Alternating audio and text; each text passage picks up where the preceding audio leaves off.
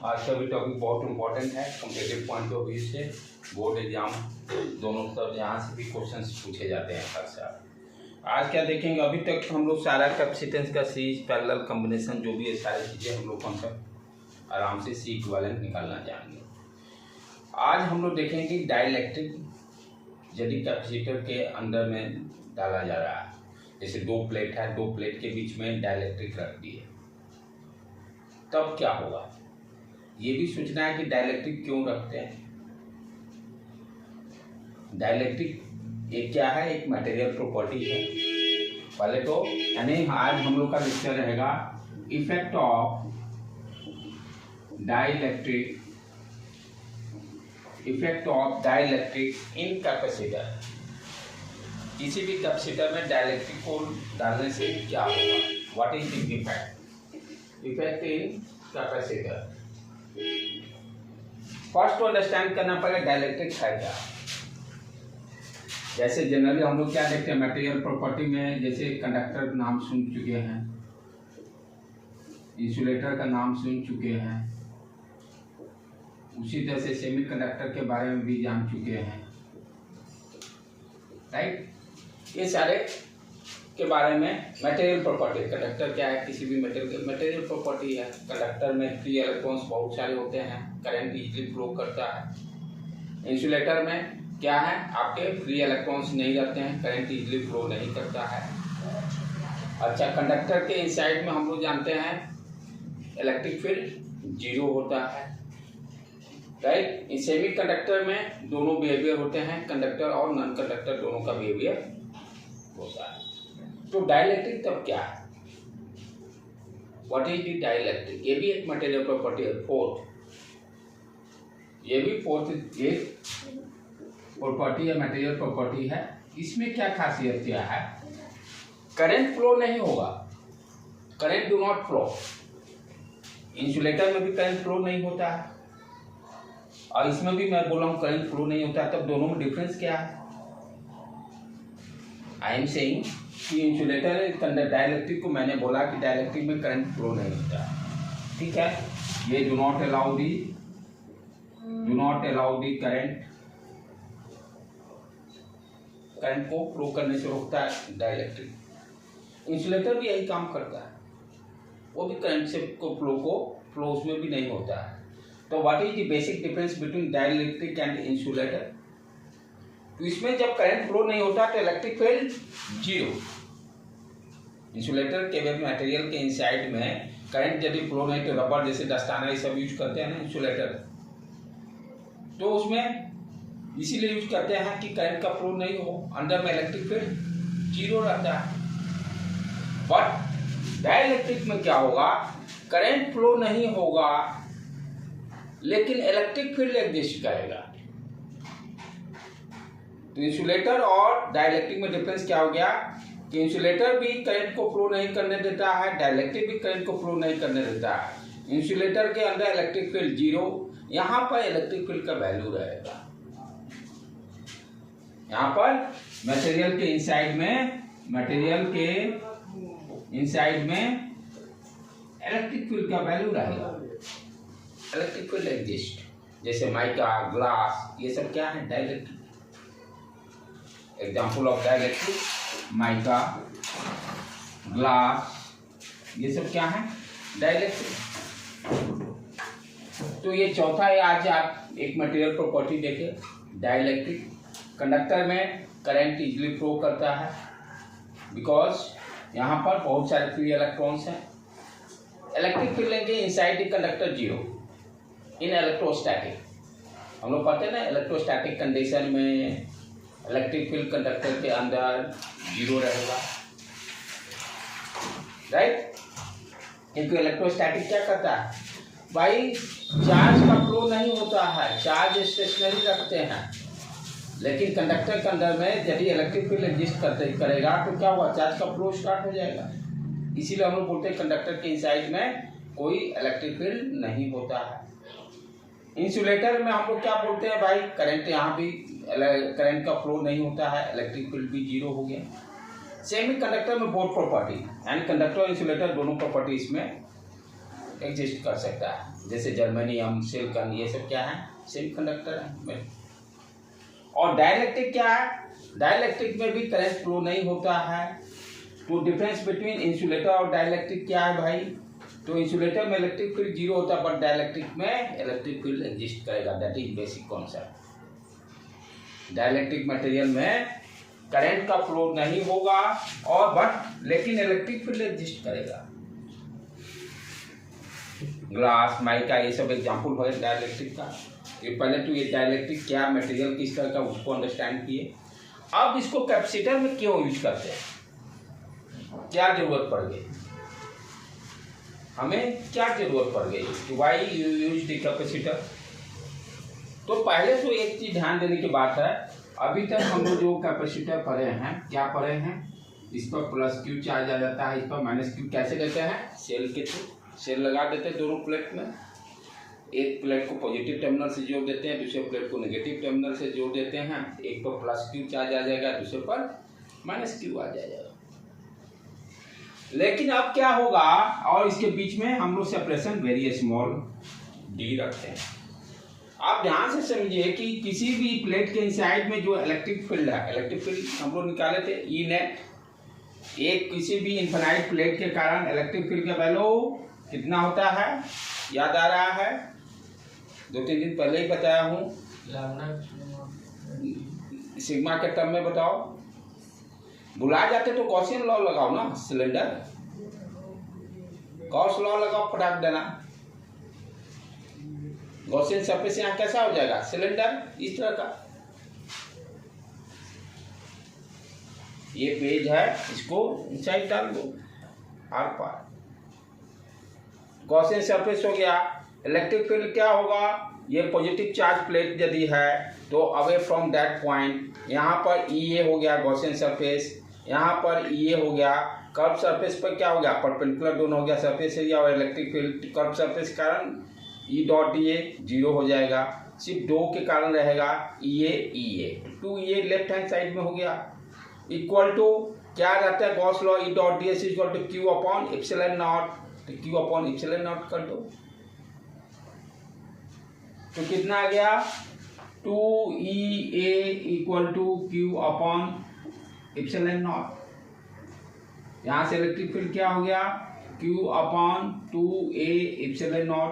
Q upon A को charge per unit area लिख सकते हैं, लैब सिग्मा जिससे हमने इंडिकेट करते हैं, सिग्मा अपॉन 2 एप्सिलॉन नॉट। तो हमेशा यदि यार इसीलिए कहता हूँ बार बार कैसे आया उस पर फोकस रखना जरूरी है, कि भूल भी जाए तो रिकॉल कर लिए कितना होगा, राइट बेटे।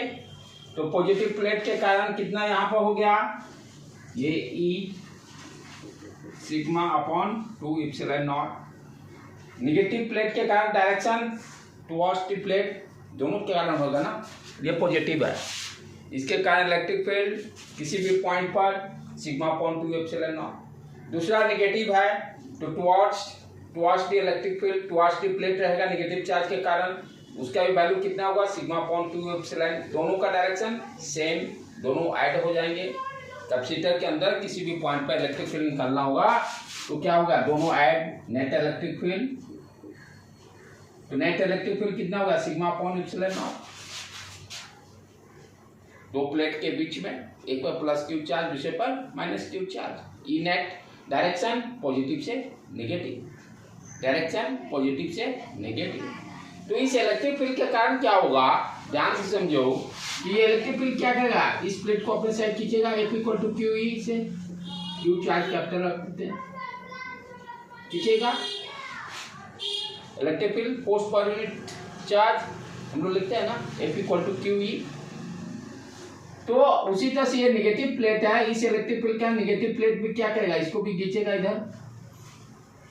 दोनों प्लेट क्या होंगे, एक दूसरे को अट्रैक्ट कर रहे हैं, तो दोनों प्लेट तो चिपकते हैं, तब सीटर गया हवा खाने। दोनों प्लेट यदि इसको दोनों को हम रोक के नहीं रखेंगे तो क्या होगा, दोनों प्लेट चिपक जाएंगे, तो कैपेसिटर तो रहा ही नहीं। तो कैपेसिटर, इसी कारण हम क्या करते हैं, बीच में डाइलेक्ट्रिक डाल देंगे। क्या करेंगे, डाइलेक्ट्रिक। डाइलेक्ट्रिक करने का मतलब ये, जैसे बुक है ये डाइलेक्ट्रिक है। डाइलेक्ट्रिक क्यों यूज करें ये तो समझ में आया। यदि डाइलेक्ट्रिक यूज नहीं करते हैं तो क्या होगा, दोनों प्लेट अट्रैक्ट हो जाएंगे एक दूसरे के कारण, दोनों चिपक जाएंगे। डी का सेपरेशन खत्म, डी सेपरेशन खत्म होने का मतलब पहला प्लेट रहा नहीं। तो जब डाइलेक्ट्रिक एयर रहता है तो दोनों को रोक कर रखते हैं, यदि रोक के नहीं रखेंगे तो दोनों प्लेट चिपक जाएंगे। तो दोनों प्लेट चिपक जाएंगे, इसको रोकने का उपाय क्या है, बीच में कोई चीज डाल दो भाई, लकड़ी। लेमैन जैसा बात करें तो लकड़ी क्या कर देगा, दोनों को चिपकने से रोक देगा। तो कैसे बनाते हैं तब, मान लो ये तुम्हारा माइका है या ग्लास है, डाइलेक्ट्रिक है, तो इस पर क्या करते हैं, एक साइड में प्लस क्यू चार्ज इंड्यूस कर देते हैं।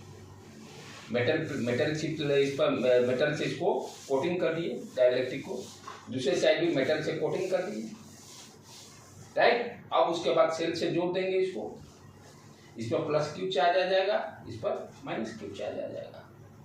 इस तरह से कैपेसिटर का आप मैन्युफैक्चरिंग करते हैं। क्यों कि डाइलेक्ट्रिक नहीं यूज करेंगे तो दोनों क्या होंगे, दोनों प्लेट स्टेबल नहीं रहेंगे, दोनों चिपक जाएंगे। Capacitor do not exist. एक ही प्लेट के अपोजिट साइड अलग अलग साइड होते हैं। हाँ, नहीं एक प्लेट पर नहीं भाई, दोनों अलग अलग ना, एक दोनों प्लेट अलग अलग है। अभी आप क्या बोले, क्या कि एक ग्लास है, ठीक है, ग्लास में एक एग्जांपल बताया डाइलेक्ट्रिक। तो एक सरफेस पे मैंने मेटल शीट लगा दिया या मेटल कोटिंग कर दिया, दूसरे साइड में मेटल कोटिंग कर दिया। अब इसको क्या किए, सेल से कनेक्ट कर दिए, तो पॉजिटिव टर्मिनल से अटैच और इस पर प्लस क्यू चार्ज आ जाएगा। ये गैप है ना, थिकनेस है ना, ये डाइलेक्ट्रिक का थिकनेस डी। ये मोटा ग्लास पूरा ले लिए, जितना इसका थिकनेस रहेगा यहीं पर आकर रुका रहेगा, राइट। तो और इस पर ये नेगेटिव चार्ज से कनेक्ट होगा तो इस पर नेगेटिव चार्ज आ जाएगा इस साइड। इस तरह से हम लोग डाइलेक्ट्रिक को डाइलेक्ट्रिक से कैसे कैपेसिटर बनाते हैं एक्चुअल कंपनी में इसी तरह करते हैं। और लेमैन जैसे समझने के लिए क्या करते हैं कि ये दो प्लेट हैं, इसके बीच में डाइलेक्ट्रिक डालते हैं, लेकिन एक्चुअल में होता नहीं है, जो बताया वही प्रोसेस है।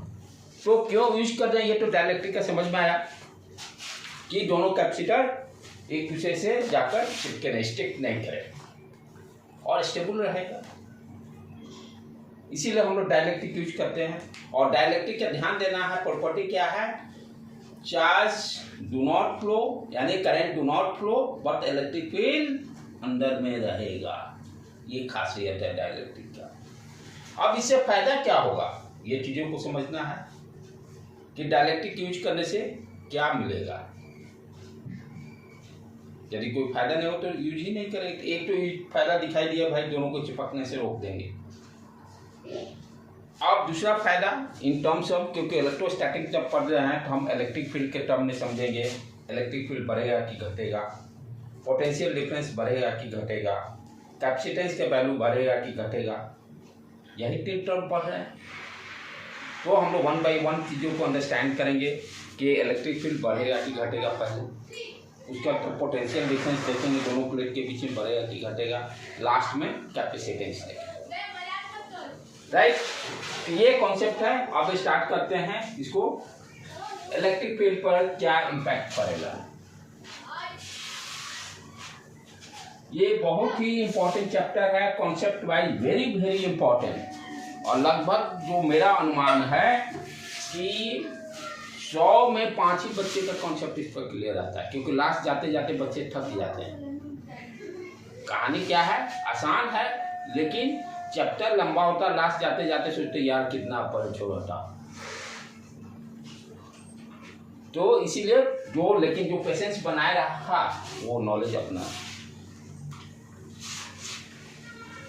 ठीक है, चालू करें तब। ये मान लेते हैं 2 प्लेट कंसीडर किए, एक पर प्लस क्यू चार्ज दे दिए, दूसरे पर माइनस क्यू चार्ज दे दिए, और इसके इनसाइड में डाइलेक्ट्रिक इंसर्ट कर दिए।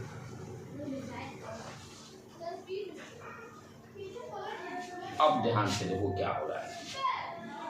ये दो प्लेट है, plus Q charge minus Q charge. इसके कारण क्या है, इस पर सारे पे प्लस प्लस, इस तरह से इस पर माइनस माइनस, इस प्लेट पर पूरा है। इसके कारण क्या हो गया, electric field, external electric field E not मान लेते हैं प्लस चार्ज से। जब डाइलेक्ट्रिक नहीं यूज करते तो इलेक्ट्रिक फील्ड लगता था ना, E not external electric field plus Q charge से माइनस क्यू चार्ज की तरफ। यहाँ पर डाइलेक्ट्रिक के अंदर भी इलेक्ट्रिक फील्ड ये रहेगा। यही तो खासियत है डाइलेक्ट्रिक का, इंसुलेटर और डाइलेक्ट्रिक में डिफरेंस। इंसुलेटर में electric field zero, here electric field exist करेगा। तो दो प्लेट पर प्लस क्यू और माइनस क्यू चार्ज आने का जो इलेक्ट्रिक फील्ड डेवलप हुआ है दोनों के अंदर, प्लेट के अंदर, ये इलेक्ट्रिक फील्ड इस डाइलेक्ट्रिक के अंदर भी तो रहेगा, राइट।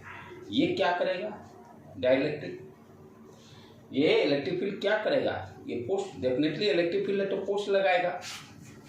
तो अंदर में क्या है कि आपके जो इसके मॉलिक्यूल्स हैं डाइलेक्ट्रिक के, प्लस माइनस क्यू दोनों एक साथ हैं, राइट। सारे इसी तरह से सारे में रहते हैं, प्रॉपर्टी है। मेटल में ज़्यादा फ्री इलेक्ट्रॉन रहते हैं, इंसुलेटर में ये चार्ज पोलराइज नहीं हो पाते हैं, कितना भी फोर्स डाइलेक्ट्रिक सॉरी इंसुलेटर में। अब यहाँ पे क्या हो रहा है कि ये जो minus charge plus Q plus charge molecule के अंदर में जो है, ये इस इलेक्ट्रिक फील्ड के कारण इस पर क्या फोर्स लगेगा,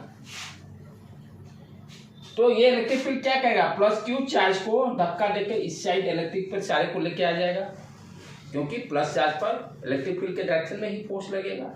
जितने इस तरह के मॉलिक्यूल्स रहेंगे ये सारे पर फोर्स लग के ये सारे कहाँ इकट्ठा हो जाएंगे, तब डाइलेक्ट्रिक के इस साइड पर।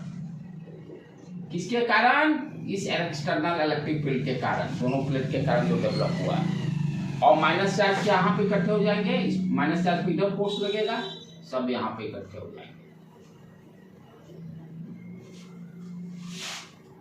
राइट बेटे।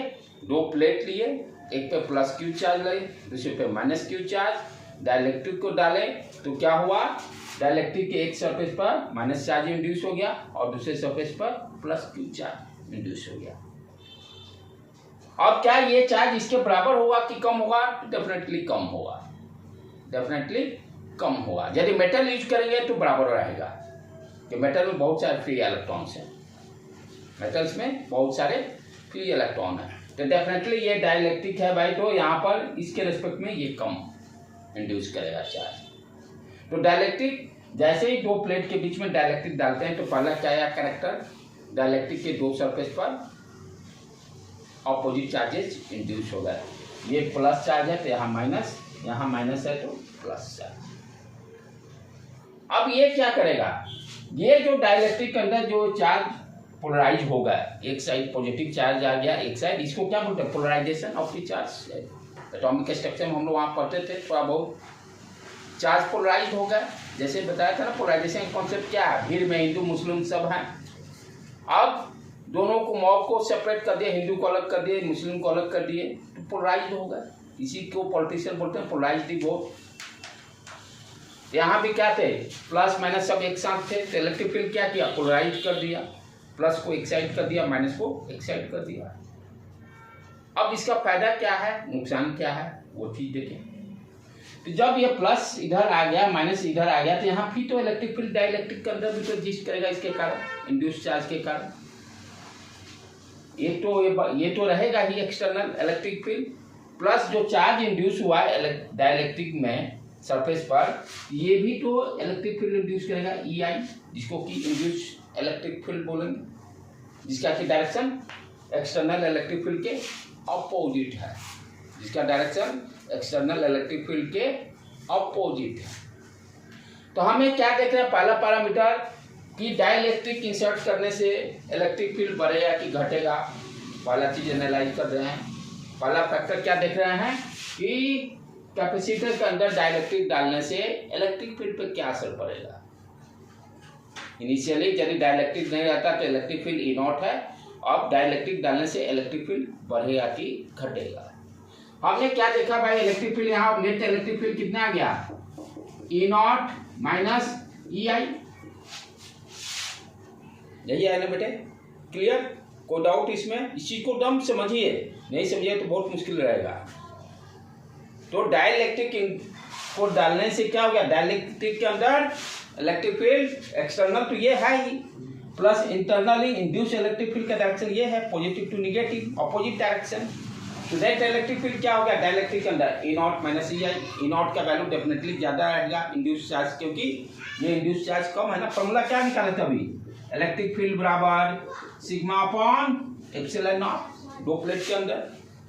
तो डेफिनेटली जिसका चार्ज ज्यादा होगा उसका इलेक्ट्रिक फील्ड का वैल्यू ज्यादा, तो इसीलिए ई आई का वैल्यू भी कम होगा ई नॉट से, इसलिए ई नॉट माइनस ई आई लिखे। तो हमने क्या देखा भाई कि जब किसी भी कैपेसिटर के अंदर में डाइलेक्ट्रिक यदि इंसर्ट करते हैं तो इलेक्ट्रिक फील्ड का वैल्यू घट जा रहा है, इलेक्ट्रिक फील्ड का वैल्यू रिड्यूस हो गया, इलेक्ट्रिक फील्ड का वैल्यू रिड्यूस हो गया, कम हो गया, पहले से रिड्यूस हो गया। तो किसी भी डाइलेक्ट्रिक कैपेसिटर के अंदर यदि डाइलेक्ट्रिक इंसर्ट करते हैं तो इलेक्ट्रिक फील्ड डाइलेक्ट्रिक के अंदर कैपेसिटर के अंदर क्या होगा, रिड्यूस होगा। कितना रिड्यूस हो गया वो भी समझ में आया कि ई नॉट माइनस ई आई हो जाएगा। इसी को अब कैसे एक्सप्रेस करेंगे, एक और इसमें टर्म हम लोग पढ़ते हैं मटेरियल प्रॉपर्टी, जिसको कि डाइलेक्ट्रिक कांस्टेंट बोलते हैं, डाइलेक्ट्रिक कांस्टेंट, जिसको कि के से रिप्रेजेंट करते हैं। मटेरियल प्रॉपर्टी है, ठीक है, जैसे मास बाय डिफॉल्ट दिया रहेगा, की का भी वैल्यू दिया रहेगा। डाइलेक्ट्रिक ये क्या है कि डाइलेक्ट्रिक कांस्टेंट क्या देगा, इस चीज को अब अंडरस्टैंड करना है। ये जो नेट इलेक्ट्रिक फील्ड आया है E not minus E I reduce हुआ। अब मैं पूछूं कि इनिशियली ई नॉट था, ई नॉट से कितना गुना बढ़ा, कितना गुना घटा, ये इस टर्म को आपको पूछूं कि बताइए भाई। यहाँ तो देख रहे हैं ना कि मान लीजिए 10 था तो ये 2 हो गया तो 8 हो गया। इनिशियली मान लीजिए इलेक्ट्रिक फील्ड 8 है और इंड्यूस वाला 2 आ गया वोल्ट पर मीटर, तो नेट इलेक्ट्रिक फील्ड आप क्या बताओगे, 8 हो गया। अब मैं क्या कहना चाह रहा हूं कि भाई initially electric field and external electric field E not के रेस्पेक्ट में डेफिनेटली घट रहा है तो रिड्यूस ही होगा। कितना फैक्टर से रिड्यूस हो रहा है, कितने फैक्टर से रिड्यूस हो रहा है, इस चीज को अंडरस्टैंड करने के लिए क्या देखो ध्यान से बेटे, ई नेट इक्वल टू हम लिखते हैं ई नॉट बाई के। के क्या है, डाइलेक्ट्रिक कांस्टेंट। तो डाइलेक्ट्रिक कांस्टेंट क्या बता रहा है, कितना गुना घटा इलेक्ट्रिक फील्ड ओरिजिनल से। डाइलेक्ट्रिक डालने के पहले जो इलेक्ट्रिक फील्ड है डेफिनेटली फ्री स्पेस में ये electric field E not define किए हैं, एयर रहता है। तो जैसे ही डाइलेक्ट्रिक इंसर्ट करेंगे तो कितने गुना डिक्रीज करेगा, के टाइम्स। कितने गुना डिक्रीज करेगा, के टाइम्स, या we can say E not minus E आई, दोनों में से कोई भी बोल सकते हैं। ज्यादा ये जो हम लोग यही करेंगे। डाइलेक्ट्रिक को अंडरस्टैंड करने का, डाइलेक्ट्रिक क्या देता है कि एक्सटर्नल इलेक्ट्रिक फील्ड कितना गुना रिड्यूस हो गया, कितना टाइम्स रिड्यूस हो गया। तो के क्या है ये तो समझ में आया। के क्या बता रहा है कि इलेक्ट्रिक फील्ड कितने टाइम्स रिड्यूस करेगा फ्री स्पेस के रेस्पेक्ट में, वैक्यूम के रिस्पेक्ट में।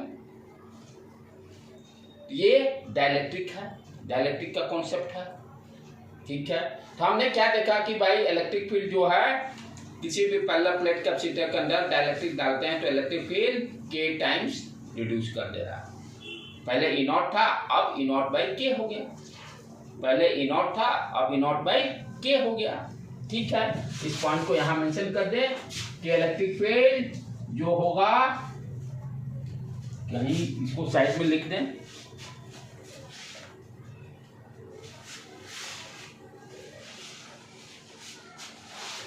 इनिशियली इलेक्ट्रिक फील्ड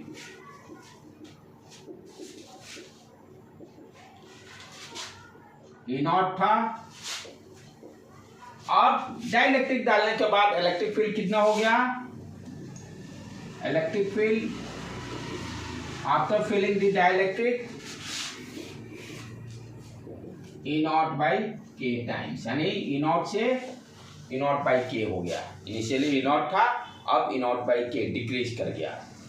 ठीक है, अब पोटेंशियल डिफरेंस के बारे में समझें, क्योंकि इलेक्ट्रोस्टैटिक पढ़ रहे हैं तो यही दो फैक्टर इंपॉर्टेंट है। इलेक्ट्रिक फील्ड तो क्लियर आ गया भाई, रिड्यूस हो रहा है। अब इस दोनों प्लेट के अक्रॉस पोटेंशियल डिफरेंस क्या होगा? What is the potential difference, बढ़ेगा कि घटेगा? हम क्या जान रहे हैं ऑलरेडी, इलेक्ट्रिक फील्ड और पोटेंशियल के बीच में रिलेशन हम जानते हैं, V equal to E dot D L, del V equal to minus E dot D L. Minus sign क्या बताता है, पोटेंशियल किधर ज़्यादा कम है, मैग्नीट्यूड के टर्म में देखेंगे तो ई डॉट डी एल लिखते हैं। हम ऑलरेडी जानते हैं potential equal to del V equal to क्या होता है, ई डॉट डी एल। यहाँ डी एल क्या है, डी है, डी एल क्या है, ठीक है। तो इनिशियली क्या है, जब हम डाइलेक्ट्रिक यूज नहीं कर रहे हैं तब पोटेंशियल डिफरेंस कितना है, ई नॉट इंटू डी। जब डाइलेक्ट्रिक यूज नहीं करेंगे तो पोटेंशियल डिफरेंस कितना आ जाएगा, E not into D, E not into D. ठीक है, तो ये हो गया इनिशियल। डेल बी नॉट दे देते हैं पोटेंशियल डिफरेंस, डेल बी रखो कोई दिक्कत नहीं, चाहे डेल बी नॉट भी लिख सकते हैं। जब डाइलेक्ट्रिक यूज करेंगे तब क्या हो गया potential difference, E net into D. E net क्या हो गया, ई नॉट बाई के। ई नेट क्या हो गया, ई नॉट बाई के। तो यहां पर लिख दिए ई नॉट बाई के इंटू डी। और ई नॉट डी क्या है, इनिशियल पोटेंशियल डिफरेंस। क्या हो रहा है, पोटेंशियल डिफरेंस भी के टाइम से डिक्रीज कर रहा है। डाइलेक्ट्रिक यूज करने से पोटेंशियल डिफरेंस भी के टाइम से डिक्रीज कर रहा है। पोटेंशियल डिफरेंस भी कितना से रिड्यूस हो गया, इनिशियल का, इनिशियल से के टाइम्स रिड्यूस हो गया।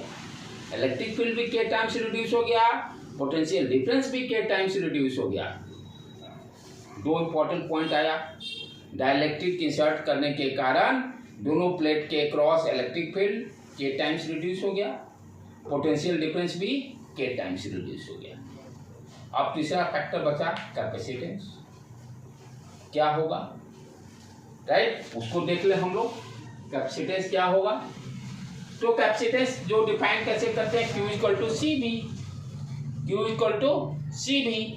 तो यूज करें Q equal to C V, हमें C निकालना है। C क्या है, C equal to Q upon V, C equal to Q upon V। Initially जब फ्री स्पेस है तो C कितना हो जाएगा, Q अपॉन इनिशियल जो डेल बी नॉट लिए हैं, डेल बी नॉट रहेगा पोटेंशियल डिफरेंस। और जब डाइलेक्ट्रिक इंसर्ट कर देंगे तब क्या हो जाएगा, ये तो हो गया इनिशियल, जिसको सी नॉट डाल देते हैं। जब डाइलेक्ट्रिक यूज करेंगे तो कैपेसिटेंस क्या होगा, Q अपॉन डेल बी, और डेल बी कितना हो जाएगा, डेल बी नॉट बाई के। डेल बी क्या हो जाएगा, डेल बी, ये डेल बी नॉट, यहाँ डेल बी नॉट का तो कंफ्यूजन नहीं बना है, डेल बी नॉट बाई के। तो Q इक्वल टू हम लिख सकते हैं del B not by K numerator में चला गया ऊपर, Q upon del B not into K. Q upon del B क्या है, C not. Q upon del B है क्या, सी नॉट। तो क्या देख रहे हैं भाई, कैपेसिटेंस के टाइम्स इंक्रीज कर रहा है। Capacitance, that is very very important point. Capacitance क्या हो गया, के टाइम्स बढ़ गया। अब मेरे पास मान लो रिक्वायरमेंट है high capacitance. Capacitance generally high voltage high current पे ऑपरेट करने के लिए यूज करते हैं। मेरे पास कम वैल्यू का कैपेसिटेंस है और ज़्यादा हॉर्स पावर का मोटर है, क्या करेंगे, उसमें डाइलेक्ट्रिक डाल देंगे, कैपेसिटेंस वैल्यू बढ़ जाएगा। तो ये तो बहुत बेनिफिट हो गया, क्योंकि कैपेसिटर का यूज ही है हाई करंट ऑपरेटिंग डिवाइस के लिए यूज करते हैं, सर कैपेसिटेंस में इलेक्ट्रिक फील्ड का तो कोई जरूरत ऐसा नहीं होता। क्यों? सारे तो ओकरे पे खेलवे चल रहा है शुरू से। फॉर्मूले सब ना मतलब ऐसे प्रैक्टिकल में बिना उसके पूरा इलेक्ट्रोस्टैटिक विदाउट इलेक्ट्रिक फील्ड तो कहीं कहानी नहीं है। कैपेसिटर क्या क्यों नहीं है? जब ये सारे डेवलप हुए कैसे? स्टार्टिंग से ही हम लोग जो कैपेसिटेंस जब डिफाइन किए थे वहाँ भी देखो इलेक्ट्रिक फील्ड से स्टार्ट किए थे। C = A/0/D जो फॉर्मूला ड्राइव किए थे वहाँ पे क्या किए थे? इलेक्ट्रिक फील्ड निकाले थे E = σ/ε0। E के जगह पे क्या लिखे थे? del V, V = E.dl formula उसी तरह से ड्राइव किए थे कैपेसिटेंस का। तो फॉर्मूला भी ड्राइव कर रहे हैं इलेक्ट्रिक फील्ड से। पूरे इलेक्ट्रोस्टैटिक में आप सोचो बिना इलेक्ट्रिक फील्ड का नहीं हो, वो पॉसिबल नहीं है। ग्रेविटेशन चैप्टर पढ़ रहे हैं तो ग्रेविटेशनल फोर्स के बिना हो ही नहीं सकता कोई कॉन्सेप्ट डेवलप, राइट? वो उसी तरह से यहाँ भी तो बिना उसके तो वो तो सोच भी नहीं सकते हम। जब बेसिक फार्मूले हम लोग डिफाइन कर रहे हैं इलेक्ट्रिक फील्ड से स्टार्ट कर रहे हैं C = A/0/D, राइट बेटे? तो उसको तो लेकर ही चलेंगे। ये नहीं देना प्रैक्टिकली यूज है ये तो, लेकिन हम फिजिक्स तो हमको पढ़ना पड़ेगा। फिजिक्स और प्रैक्टिकल लाइफ दोनों डिफरेंट है। अब वो अंदर डब्बा में क्या हो रहा है वो थोड़ा, अब आप जाओ वो ये जो मैकेनिक हैं ये जो बनाते हैं फैन बनाते हैं उनको थोड़ा कुछ पता है कि इंदौर में क्या हो रहा है। वो तो देखेगा 4 माइक्रोफैराडे का जरूरत है, अच्छा इतना लोड लेगा इतना डाल दो। उसको तो लोड भी कैलकुलेट करने नहीं आता। एक बार इसी तक मैं बताता हूँ 2 इयर्स या 3 इयर्स बिफोर मैं अपना आयरन बनाने के लिए शॉप पे गया। तो आयरन में 3 वायर्स रहते हैं, जितने हाई वोल्टेज करंट डिवाइसेज सब में 3 वायर्स, रेड गरम ठंडा न्यूट्रल तीनों रहता है। वो क्या किया बनाते बनाते देखे न्यूट्रल को कट करके डंप मारा और गरम ठंडा जोड़ के कार सर बन गया। अब मैं वहीं खड़ा था, हम कहे कि न्यूट्रल क्यों तुम शट डाउन कर दिया? कहा उसका जरूरत कहाँ है, जबकि अच्छा मैकेनिक है। हम कि न्यूट्रल का तुमको पता नहीं है जरूरत क्या है? न्यूट्रल ही मेरी जान को बचाएगा। कहीं दोनों में कहीं शॉर्ट लगेगा तो न्यूट्रल से करंट फ्लो होगा, नहीं तो मेरे बॉडी के थ्रू हमको मेरे को चिपका लेगा। तो electrician do not know. Physics तो हम लोग जान रहे हैं ना किसका क्या यूज है क्या नहीं है, राइट बेटे? ठीक है। तो हमने क्या देखा भाई, कैपेसिटेंस का वैल्यू क्या देख रहे हैं, इंक्रीज कर जा रहा। बहुत बेनिफिट है इसका, क्योंकि कैपेसिटर का यूज है हाई करंट डिवाइस के लिए। और मेरे पास कम वैल्यू का है, कम पैसे में मैन्युफैक्चरिंग में डाइलेक्ट्रिक डाल देंगे, वैल्यू बढ़ गया। हाई करंट पर डिवाइसेज को ऑपरेट कर लेगा। जनरली यही होता ही है। तो डिपेंड क्या कर रहा है कि किस तरह का मटेरियल इंसर्ट करेंगे, के वैल्यू पर डिपेंड करेगा। मैं ऐसा मटेरियल से सेलेक्ट करना है जिसका के का वैल्यू लार्ज हो, के का वैल्यू लार्ज हो। और इसमें ये भी है सावधानी बरतना जरूरी है कि बहुत इंपॉर्टेंट है कि ये जो मटेरियल यूज करेंगे इस तरह का हम मटेरियल सेलेक्ट करेंगे कि ब्रेकडाउन अकर्स नहीं करे। ब्रेकडाउन कहने का मतलब क्या होता है कि ये जो प्लस माइनस जो सेपरेट हो रहे हैं, ये जो दोनों सेपरेट हो रहे हैं, पोलराइज हो रहे हैं, ठीक है। मेटल आप कंसीडर करो, मेटल यदि कंसीडर करते हैं टोटल का total plus charge minus charge दोनों साइड पे इंड्यूस हो जाएंगे। यानी कैपेसिटर का जो चार्ज होगा वो डाइलेक्ट्रिक का मेटल यदि यूज करते हैं मटेरियल तो दोनों का सेम रहेगा चार्ज का वैल्यू, इंड्यूस चार्ज और कैपेसिटर प्लेट का, क्योंकि टोटल का टोटल 100% पोलराइजेशन होगा, 100% पोलराइजेशन होगा वहां पर। तो उस केस में हमें मटेरियल इस तरह से ध्यान देना है कि मटेरियल का ब्रेकडाउन करने का मतलब कि ये 100% पोलराइज नहीं होना चाहिए। 100% पोलराइज हो जाएगा तो डिफरेंट केस हो जाएगा, उसको देखेंगे। मेटल के केस में 100% पोलराइज हो जाता है, तो ब्रेकडाउन अकर्स नहीं करना चाहिए। जेनर डायोड ये सब हम लोग यूज करते हैं। जेनर डायोड पढ़ना है सेमीकंडक्टर वाला मिसाइल, जो जेनर डायोड का यूज क्या है, वोल्टेज रेगुलेटर के लिए यूज करते हैं। तो वो क्या है, एक सर्टेन उसमें रहता है कि ब्रेकडाउन होने के बाद वोल्टेज कांस्टेंट रहेगा, ठीक है। वो चलो लेटर आओ, ठीक है। तो हम लोग क्या देखे भाई, कैपेसिटेंस कितना पर हो गया, डाइलेक्ट्रिक यूज करने के कारण C नॉट के टाइम्स इंक्रीज कर जाएगा। इलेक्ट्रिक फील्ड के टाइम्स डिक्रीज, पोटेंशियल डिफरेंस के टाइम्स डिक्रीज, कैपेसिटेंस के टाइम्स इंक्रीज। तो डाइलेक्ट्रिक यूज करने से क्या क्या फायदा होगा? पहला, दोनों प्लेट स्टिक नहीं करेंगे, स्टेबल रहेंगे, कैपेसिटर एग्जिस्ट करेगा, ठीक है। दूसरा चीज हमने क्या देखा? कैपेसिटेंस वैल्यू इंक्रीज कर रहा है, कैपेसिटेंस वैल्यू इंक्रीज कर रहा है। एनसीईआरटी में ये भी एक चीज दिया हुआ पूछता है, एक्सप्लेन किया है, ये जो चार्ज इंड्यूस होगा उसका वैल्यू कितना होगा, जो चार्ज इंड्यूस हुआ उसका वैल्यू कितना होगा। ये तो तीनों देख लिए। ये डाइलेक्ट्रिक के कारण जो चार्ज इंड्यूस हो रहा है उसका वैल्यू कैसे निकालेंगे, हाउ टू फाइंड आउट। देखो उसका कॉन्सेप्ट क्या है। जब डाइलेक्ट्रिक नहीं है तब इलेक्ट्रिक फील्ड का फॉर्मूला क्या आया है? E equal to E not equal to sigma upon epsilon not, sigma upon epsilon not. जब डाइलेक्ट्रिक यूज किए हैं तो इलेक्ट्रिक फील्ड कितना आ गया आपका? E नॉट बाई के, E नॉट बाई के आपने लिखा है, ठीक है। अब मैं क्या इंटरेस्ट ले रहा हूं भाई कि कितना चार्ज इंड्यूस हुआ, सिग्मा आई के वैल्यू निकालने की कोशिश कर रहा हूं। यहां पे देखो ई आई का वैल्यू कितना होगा, what is the value of E I. E I का वैल्यू कितना होगा? ई आई मान लेते हैं इस पर सिग्मा आई चार्ज इंड्यूस हो गया, तो हम क्या लिख सकते हैं? Sigma I upon E not. देख लो यहाँ पर कोई दिक्कत, ये इलेक्ट्रिक फील्ड का वैल्यू कितना होगा, जैसे कैपेसिटर के अंदर निकाले उसी तरह से यहाँ भी sigma I upon epsilon not. एक प्लेट के कारण सिग्मा अपॉन 2 एप्सिलॉन नॉट, दो प्लेट है दोनों same direction, sigma upon 2 epsilon plus sigma upon 2 epsilon, दोनों ऐड किए सिग्मा अपॉन एप्सिलॉन का है। उसी तरह से सिमिलरली यहाँ सिग्मा आई है, चार्ज इंड्यूस हुआ है, तो डाइलेक्ट्रिक के अंदर इंड्यूस्ड इलेक्ट्रिक फील्ड जो होगा sigma I upon epsilon not. अच्छा चलो ये सारे तो हम लोग देख लिए। ये ई नेट है अपना।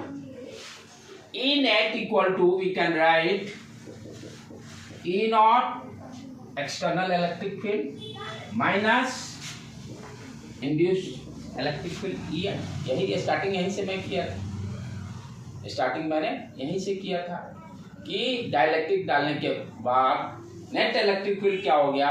External electric field minus induced electric field. E not minus E not का वैल्यू रखते हैं सिग्मा के टर्म में। ई नॉट कितना है? Sigma upon epsilon not. E I कितना है? Sigma I upon epsilon not. E net कितना है? ई नॉट बाई के। ई नेट क्या है? ई नॉट बाई के। And what is the E not? E not का वैल्यू कितना है? यहां पे रखो लेफ्ट हैंड साइड में, सिग्मा अपॉन एप्सिलॉन नॉट के। ये बोर्ड के लिए डेरिवेशन है, पहले बता दिया मैं। तो यहां पर अब कितना आ गया? लेफ्ट हैंड साइड में सिग्मा अपॉन एप्सिलॉन नॉट के, और राइट हैंड साइड में सिग्मा अपॉन एप्सिलॉन और sigma I upon epsilon not. Epsilon not उड़ा दो, दोनों नीचे में डिनोमिनेटर में दोनों साइड हैं। अब निकालना क्या है? सिग्मा आई। सिग्मा आई को लेफ्ट हैंड साइड लेके चलेगा, sigma I equal to sigma minus sigma upon K. Sigma common ले लो, 1 माइनस 1 बाई के।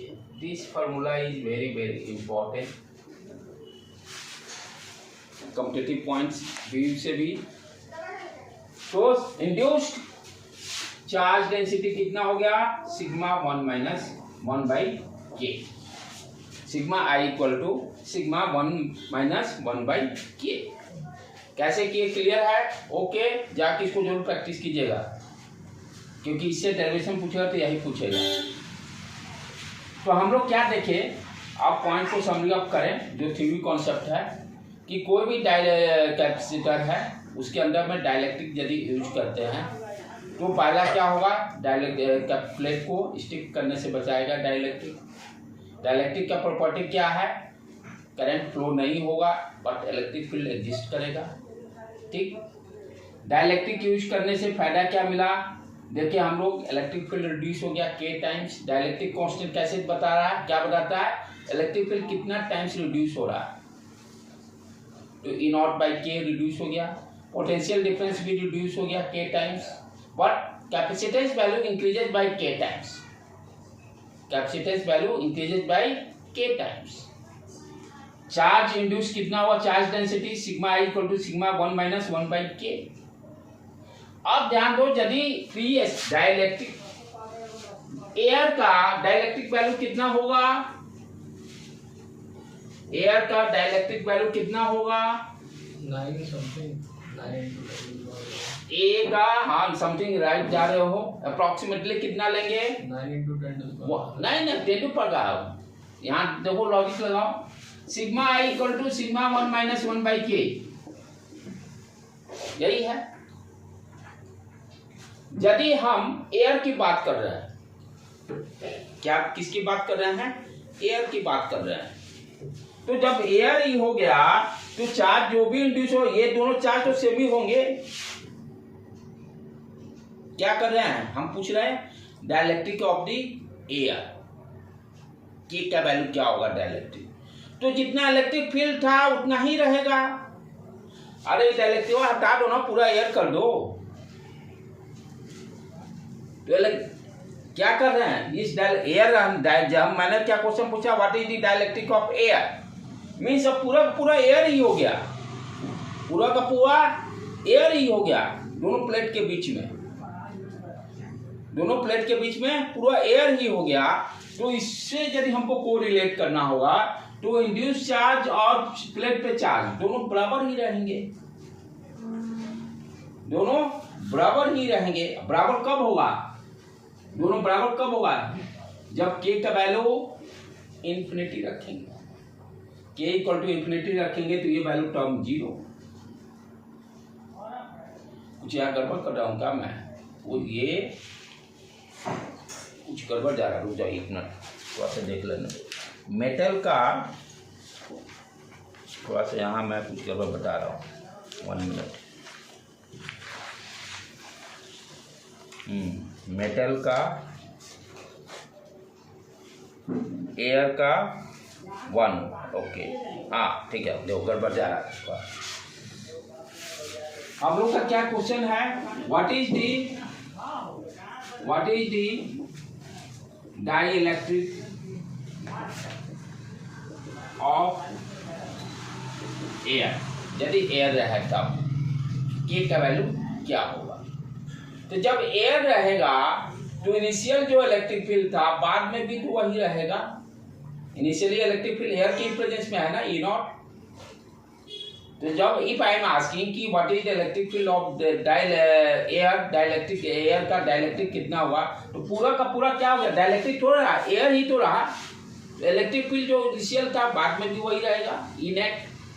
यानी E नेट जो हम लोग डिफाइन किए हैं E नॉट बाई K, तो एयर के लिए क्या होगा, ये वैल्यू भी तो E नॉट ही रह जाएगा, ये वैल्यू E नॉट ही रहेगा। कब रहेगा, जब K का वैल्यू 1 होगा।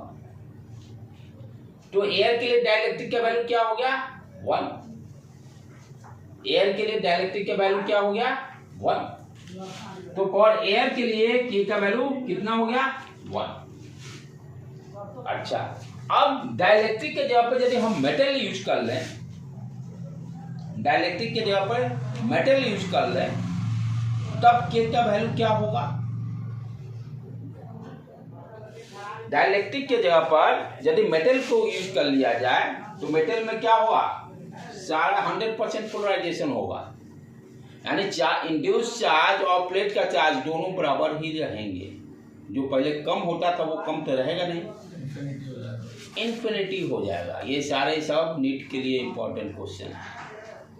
यदि एयर डाइलेक्ट्रिक, एयर का डाइलेक्ट्रिक 1, यदि मेटल लेते हैं दोनों प्लेट के बीच में मेटल डाल देते हैं, तब डाइलेक्ट्रिक का वैल्यू क्या होगा, वो देखो क्या हो रहा कॉन्सेप्ट कि जो चार्ज इंड्यूस जो होगा। अच्छा, दूसरी ऐसे भी इसको समझ सकते हैं, जब मेटल यूज करेंगे तो अंदर में इलेक्ट्रिक फील्ड 0, दोनों प्लेट के बीच में मेटल यूज कर लिए, दोनों को स्टिक से बचाने के लिए मेटल यूज कर लिए, तो मेटल के साइड में क्या होता है, इलेक्ट्रिक फील्ड जीरो। तो एक्सटर्नल इलेक्ट्रिक फील्ड और इंड्यूस्ड इलेक्ट्रिक फील्ड दोनों बराबर रहेंगे तभी तो जीरो होगा। अब ये प्लेट के अंदर में क्या किए, मेटल यूज कर रहा है ना, मेटल, ये मेटल हो गया। तो यहाँ पर प्लस क्यू चार्ज, ये इंड्यूस चार्ज जो भी हो गया, यहाँ माइनस क्यू चार्ज, ये प्लस चार्ज जो इंड्यूस हो गया। लेकिन मेटल के अंदर इलेक्ट्रिक फील्ड का तो वैल्यू जीरो होता है। तो एक्सटर्नल इलेक्ट्रिक फील्ड और इंड्यूस इलेक्ट्रिक फील्ड दोनों बराबर रहेंगे तभी तो जीरो आएगा। दोनों बराबर रहेंगे तभी तो जीरो होगा। क्लियर है कॉन्सेप्ट? कोई डाउट यहाँ पर? यदि डाइलेक्ट्रिक की जगह पर मेटल यूज कर लेंगे तो क्या होगा, एक्सटर्नल इलेक्ट्रिक फील्ड और induced electric field, external electric field क्या करेगा, मेटल के अंदर के सारे को पोलराइज करेगा, 100% पोलराइजेशन होगा, तभी इंड्यूस्ड इलेक्ट्रिक फील्ड और ये दोनों बराबर होंगे। तो मेटल जब यूज करेंगे तो क्या हो गया, electric field zero, net electric field inside the metal zero. तो नेट इलेक्ट्रिक फील्ड का फॉर्मूला क्या निकाले हैं, E net equal to E not by K. अब ये जीरो करना तो के का तो वैल्यू इन्फिनिटी होगा, ई नेट को जीरो करना है ना। जीरो कब होगा, जब के का वैल्यू इन्फिनिटी रखेंगे, 1 by infinity zero, 1 by infinity zero. तो मेटल के लिए क्या हो गया, डाइलेक्ट्रिक का वैल्यू इन्फिनिटी, डाइलेक्ट्रिक का वैल्यू इन्फिनिटी। ये छोटी छोटा चीजें हैं जो कि क्वेश्चन पूछ देता, बच्चे कंफ्यूज हो जाते हैं। डाइलेक्ट्रिक जब एयर यूज करेंगे के का वैल्यू 1, मेटल यूज करेंगे के का वैल्यू, के क्या बताता है कितना टाइम से इलेक्ट्रिक फील्ड बढ़ रहा है कि घट रहा है, यहाँ घट ही रहा है। तो यहाँ पर इलेक्ट्रिक फील्ड क्या हो गया, यदि हम के इक्वल टू इन्फिनिटी तो जीरो ही हो गया। के तो यही बता रहा है डाइलेक्ट्रिक। ये ध्यान देने की बातें हैं, ठीक है। ये सारा तो बेसिक कॉन्सेप्ट हो गया, जो बेसिक कॉन्सेप्ट था। अब इसका एप्लीकेशन क्या है न्यूमेरिकल पॉइंट ऑफ व्यू से, तो कॉन्सेप्ट क्या क्या पड़े, जस्ट जो ऑब्जेक्टिव पॉइंट ऑफ व्यू से इम्पोर्टेंट है। दोनों प्लेट, डाइलेक्ट्रिक क्या करता है, दोनों प्लेट को स्टिक से रोकने देता है। दूसरा, इलेक्ट्रिक फील्ड रिड्यूस होता है के टाइम्स, पोटेंशियल डिफरेंस के टाइम्स रिड्यूस होता है, कैपेसिटेंस आपका इंक्रीज करता है के टाइम्स, ठीक है। अब आ जाए हम लोग न्यूमेरिकल में इसका यूज कैसे करेंगे, क्योंकि ये क्वेश्चन यहाँ भी पक्का डन है, इसको कोई रोक नहीं सकता। डाइलेक्ट्रिक का हर साल क्वेश्चन मेडिकल में यहाँ से रहेंगे, और बोर्ड के लिए भी इम्पोर्टेंट है कि ये लास्ट में लोग जो थक जाते हैं इसको छोड़ देते हैं, तो छोड़ने का नहीं, क्योंकि एक एक नंबर इकट्ठा करना बहुत मुश्किल काम है।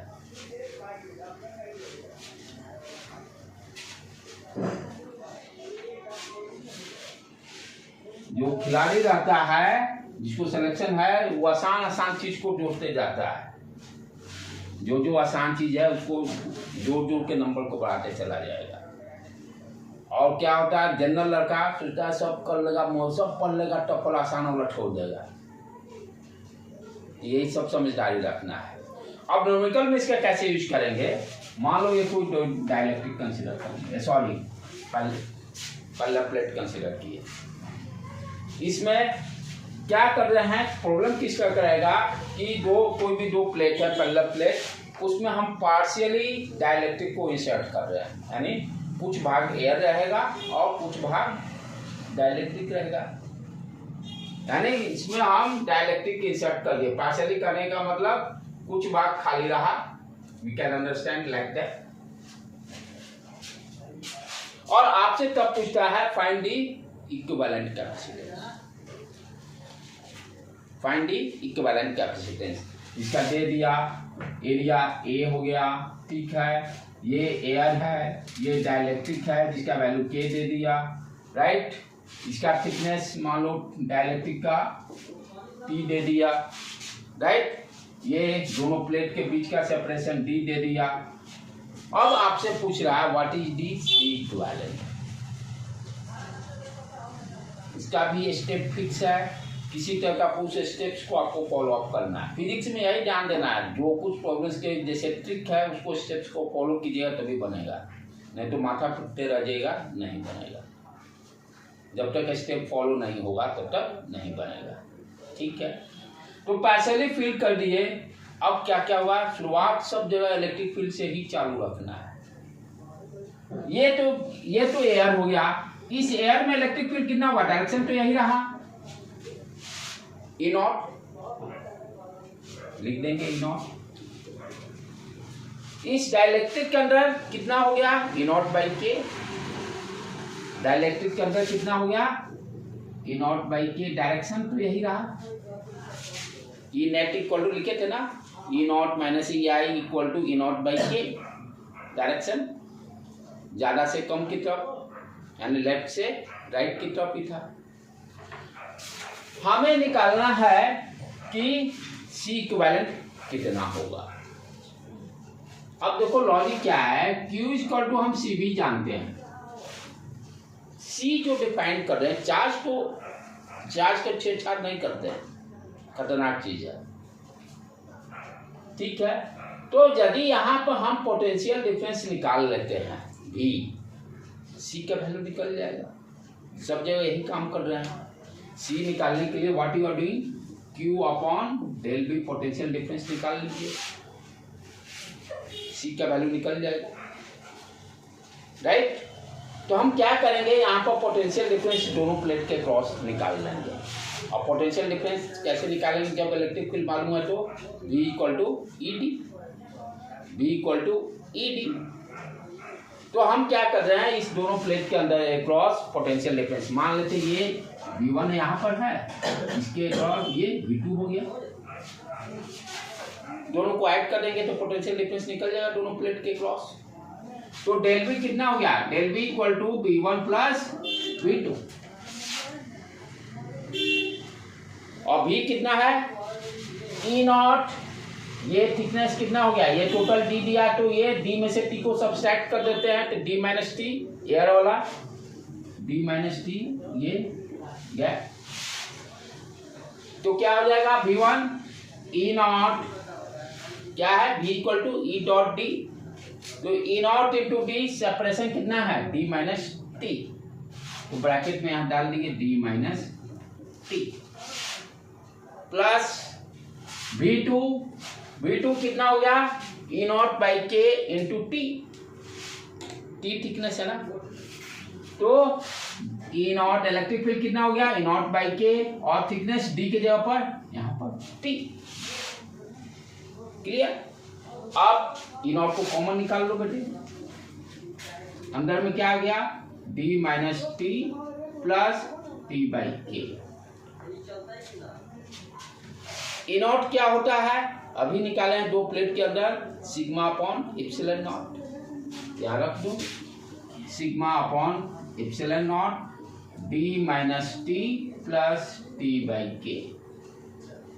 और सिग्मा की जगह पर Q अपॉन A लिख देते हैं, क्योंकि कैपेसिटर पढ़ रहे हैं, एरिया ये सब दिया रहेगा। तो Q upon A epsilon not D minus T plus T by के।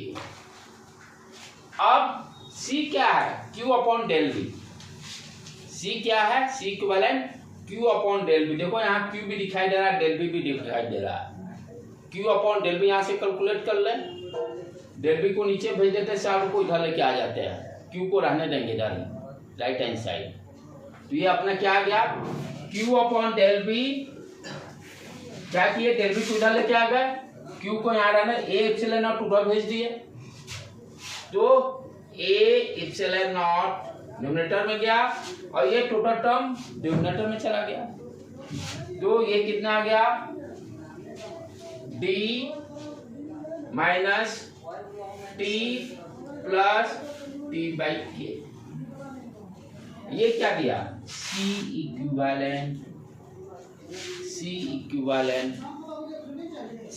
कितना आ गया, A epsilon not divided by D minus T plus T by K. Very very very very very important. हाँ, फॉर्मूला डायरेक्ट फॉर्मूला लेके आ गया। तो क्या कॉन्सेप्ट यूज करना है, फिर से इसको समझिए, क्योंकि ये बहुत ही इंपॉर्टेंट है। जो प्लेट है पार्शियली डाइलेक्ट्रिक को इंसर्ट कर रहा है, यानी कुछ पार्ट एयर रह जाएगा, कुछ पार्ट डाइलेक्ट्रिक का। किए क्या, हमने ये दो प्लेट दिए हैं, इसके एयर वाला का E not electric field, dielectric के अंदर E नॉट बाई के। नेट इलेक्ट्रिक फील्ड क्या हो गया, दोनों का सम, ये चलो अलग चीज है। हमें जब C निकालना रहता है तो हम क्या देखते हैं, Q अपॉन डेल बी। तो डेल बी निकाल लेंगे, काम हो जाएगा। Del V, E electric field मालूम है तो डेल बी भी निकल जाएगा। तो del V equal to V1 plus V2। V1 कितना हो गया, V equal to ED minus E dot DL जानते हैं हम लोग। तो यहाँ पर इलेक्ट्रिक फील्ड E नॉट है, डेप कितना है, D minus T plus electric field कितना हो गया है, डाइलेक्ट्रिक के अंदर E नॉट बाई के रिड्यूस हो गया है, तो E नॉट बाई के लिखे into thickness of dielectric T। अब सिर्फ सॉल्व कर दिए, काम खत्म। तो मेरा फॉर्मूला क्या है, this formula is very very important. C equivalent equal to A epsilon not D minus T plus T by K, right. ये अप्रोच लेके चलना, और इसको दूसरे तरीके से कर सकते हैं, वो भी है, लेकिन यूज करेंगे यही, वो भी मैं बता देता हूँ दूसरा तरीका क्या है। आप ध्यान से देखो तो क्या हो रहा है, यहाँ V1 है, यहाँ V2 है, पोटेंशियल डिफरेंस दोनों को ऐड कर रहे हैं। हम जब सीरीज में कैपेसिटर रहता है तो क्या कर देते हैं, V1 plus V2 potential difference अलग अलग रहता था, पोटेंशियल डिफरेंस दोनों को ऐड कर देते थे। यहाँ भी हम क्या देख रहे हैं, दो कैपेसिटर हो गया, एक फ्री स्पेस वाला, यहाँ चार्ज इंड्यूस होगा ना, फ्री स्पेस वाला, और दूसरा डाइलेक्ट्रिक वाला। इसको कैपेसिटर के C1 मान लेंगे, इसको C2 मान लेंगे, इसके क्रॉस सेल कनेक्ट कर दीजिए। ये क्या दिखाई दे रहा है, दो कैपेसिटर बन गया, एक फ्री स्पेस वाला कैपेसिटर और दूसरा डाइलेक्ट्रिक वाला बन गया, और दोनों किस तरह से कनेक्टेड है, सीरीज में।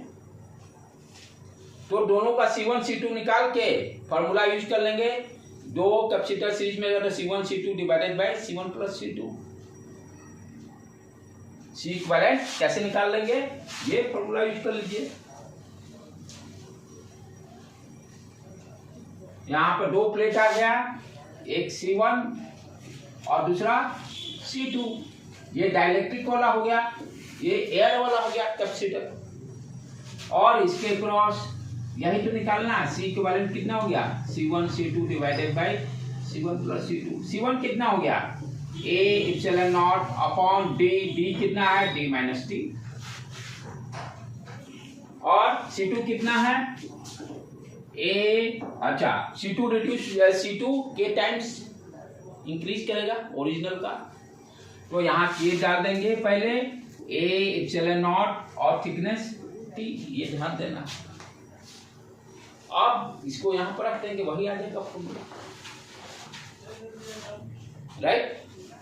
तो इस तरह से प्रॉब्लम को सॉल्व करेंगे हम लोग कि दो प्लेट है, इसमें डाइलेक्ट्रिक इंसर्ट कर देंगे, लेकिन फॉर्मूला याद करना है। अब मान लीजिए थोड़ा सा प्रॉब्लम को ट्विस्ट कर दिया, इसीलिए कहते हैं स्टेप्स पे चलने का है, कि इस तरह का प्रॉब्लम जब भी आएगा तो आप क्या कीजिए, पहले इलेक्ट्रिक फील्ड हर डिफाइन कर लीजिए, पोटेंशियल डिफरेंस निकाल लीजिए, सबसे बेस्ट वे वही है। जैसे मान लीजिए दूसरा एक प्रॉब्लम मैं दे रहा हूँ, देखिए अब कैसे फंसीएगा, इस फॉर्मूला से चलेंगे तो वहाँ आपकी गच्चा खा जाएगी, बहुत कंफ्यूजन होगा। यदि यही सेम प्रॉब्लम को मैंने थोड़ा सा ट्विस्ट कर दिया इस तरह से,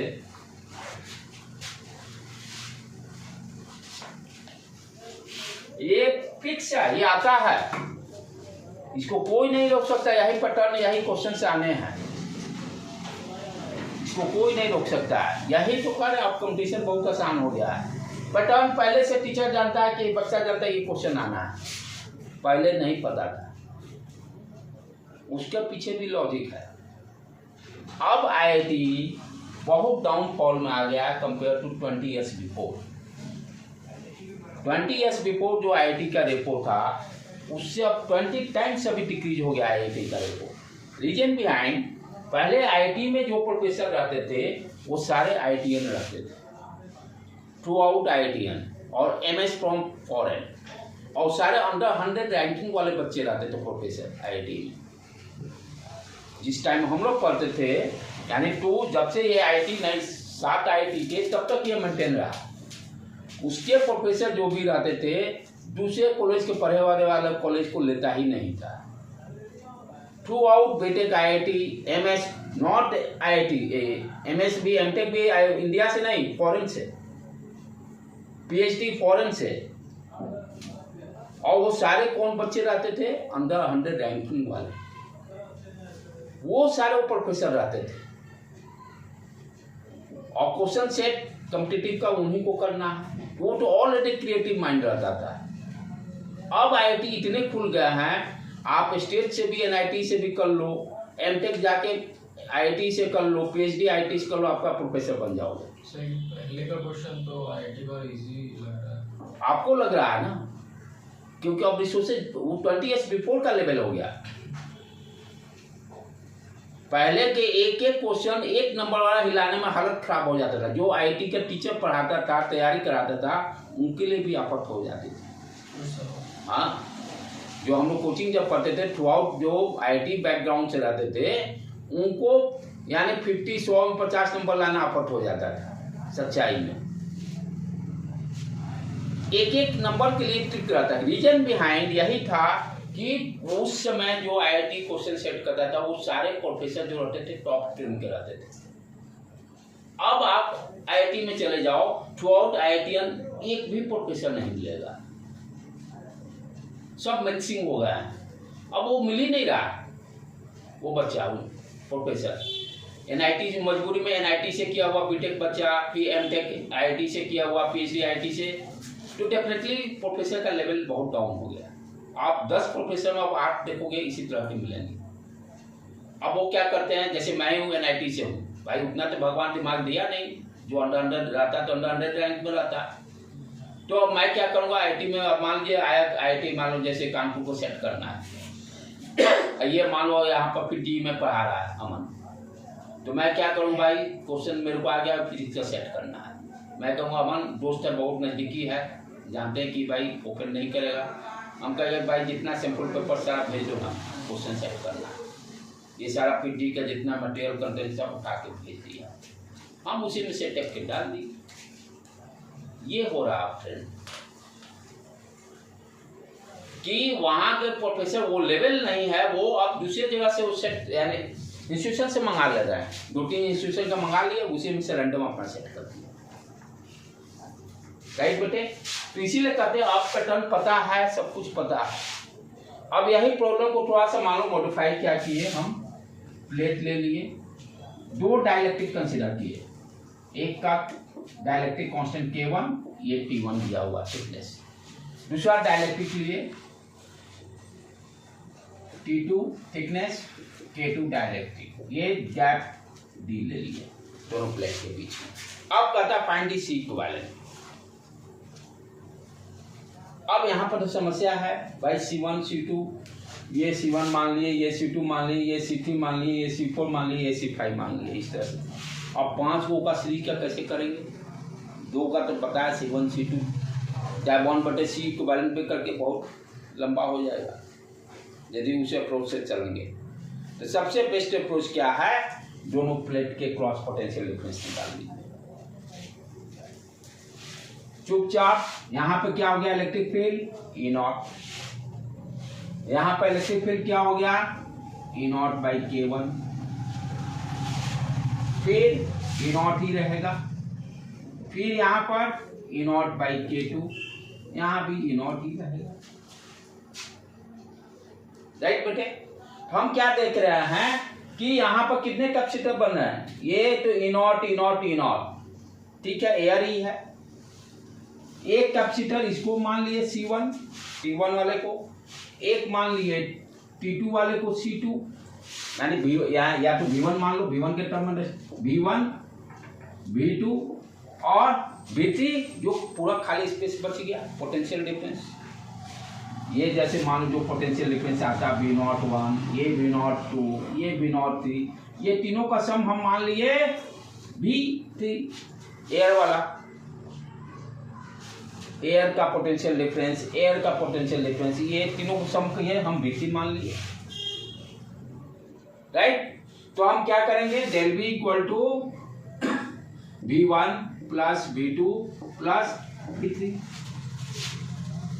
V1 कितना हो गया भाई, पहला वाला है यानी E इंटू डी होता है। इलेक्ट्रिक फील्ड कितना है, E0 अपॉन K1। डी कितना है, थिकनेस T1 से मल्टीप्लाई कर देंगे T1 plus V2। Electric field कितना आ गया, E0 बाई K2 लिख दिए। थिकनेस कितना है, T2। अब बच गया एयर वाला खाली, ये एयर तो उसका इलेक्ट्रिक फील्ड E0। गैप कितना हो जाएगा, डी में से T1 सबट्रैक्ट कर दिए, T2 सबट्रैक्ट कर दिए, एयर वाला गैप निकल गया टोटल। यहाँ पर D minus T1 minus T2 कर दिए, काम ओवर, फिजिक्स खत्म। अब सिंप्लीफाई करना है, Q equal to C del V equal to Q, sorry C निकालना है ना, C equal to Q upon del V. E0 common ले लो, कॉमन ले लिए तो अंदर में क्या बच गया, T1 upon K1 T2 upon K2 plus D minus T1 minus T2 आ गया। अब ये इसको हम क्या लिख सकते थे, sigma upon epsilon not, sigma की जगह Q upon step by step चलो, सिग्मा अपॉन एप्सिलॉन नॉट इसको इसी तरह रहने दिए, सिग्मा को Q upon A epsilon not ये ब्रैकेट में रहने दिए, इधर डेल बी आ गया। C क्या है, Q अपॉन डेल बी, इसको भेज दिए तो C इक्विवेलेंट कितना आ गया बेटे, ए एप्सिलॉन नॉट और ब्रैकेट वाला डिनोमिनेटर में सारा आ गया T1। तो हम क्या देखें, तो थोड़ा अरेंज करो, D माइनस कैसे याद करें, D minus T1 T2 plus T1 by K plus T2 by K2। देखो अब कैसे याद करने का भी ट्रिक बता रहा हूँ। जब एक प्लेट इंसर्ट किए थे तब C का वैल्यू क्या आया था, C के value A epsilon not minus D था D T1 plus T1 by K, देखो तो मिला तो यही है। अब देखो क्या आ गया, D वही, दो प्लेट है, दोनों को सब्सट्रैक्ट किए, thickness minus T1 minus T2। यहाँ उसके बाद क्या था, एक था तो T1 बाई K, यहाँ दो है तो दोनों को ऐड कर दिए T1 by K T2 by K। इस तरह से मान लो 3 दे देता है तो क्या होता है, ये तो ऊपर से सिर्फ नीचे में D minus T1 minus T2 minus T3 plus T1 by K K1 T2 by K2 plus T3 by K3। इस तरह से आप फॉर्मूला को याद भी रख सकते हो, ये ट्रिक है और ये पक्का आना है, ठीक है बेटे। तो इस तरह से आज का लेक्चर बहुत इंपॉर्टेंट है आपका, इसको अच्छी तरह से कोई रोक ही नहीं सकता है। जितने आपका टेस्ट सीरीज लेगा भी LN वाला, उसमें ये क्वेश्चन एक डालेगा और ये फिक्स पैटर्न है, ज़्यादा इधर उधर इस सब में नहीं है, ठीक है। आज यहीं रहने देते हैं अब हम लोग।